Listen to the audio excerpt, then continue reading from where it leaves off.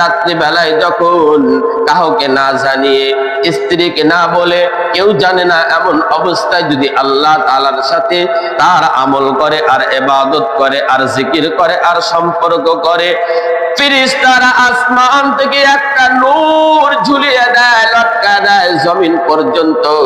ওই আসমান থেকে জমিন পর্যন্ত যখন এই রোশনি আর আলো আর নূরটা আসে, অন্য ফেরেশতারা জিজ্ঞাসা করে, আসমান থেকে যেই জমিন পর্যন্ত আলোটা আর নূরটা আসলো, এই যে রোশনিটা আসলো, এটা কিসের কারণে আসছে? যেই ফেরেশতারা জানে তারা উত্তর দেয়, ও ফেরেশতার দলেরা শোনো, আসমান থেকে আল্লাহ পাক জমিন পর্যন্ত একটা আলো আর নূর লটকায়া দিবেন, ঝুলায়া দিবেন। তার কারণ হলো জমিনের ভিতরে একটা মানুষ আজ রাতে উঠে গোপনে কাউকে না জানিয়ে আল্লাহর সাথে সম্পর্ক কায়েম করেছে। কিভাবে সম্পর্ক কায়েম করেছে?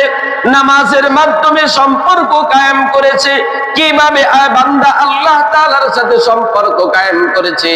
রাত্রি বেলায় কেউ জানে না, জিকির করে সম্পর্ক কায়েম করেছে।